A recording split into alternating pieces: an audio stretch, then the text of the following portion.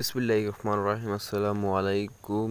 তো আমরা আজকে আসছি এই মসজিদটাকে পরিষ্কার করার জন্য।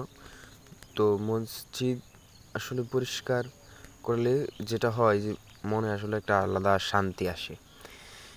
এই মসজিদের আপনারা জানলে হয়তো অবাক হবে কিনা জানি না যে মসজিদের ইমাম সাহেব মুয়াজ্জিন যেমন বেহেশতি, তেমনি মসজিদে যে ঝাড়ু দেয় উনিও কিন্তু বেহেশতে যায়। তো আল্লাহর ঘর, যারা আল্লাহর ঘরের খেদমত করবে, আল্লাহ তাদেরকে কি পরিমাণ পুরস্কৃত করবেন সেটা আসলে চিন্তারও বাহিরে। তো মসজিদের একটা ঝাড়ুদার উনিও ব্যস্ত যা।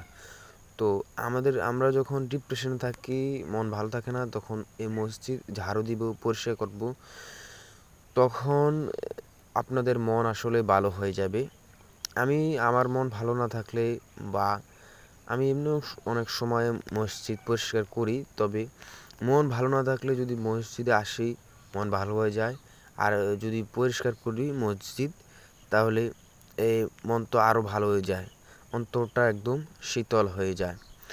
তো সামনে আসতেছে আগামীকাল আমাদের মশপুর বড়বাড়ি জামে মসজিদে আগামীকাল থেকে শুরু হচ্ছে 3 দিন ব্যাপী পবিত্র ঈদে মিলাদুন্নবীর অনুষ্ঠান।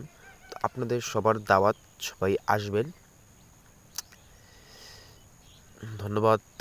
আসসালামু আলাইকুম।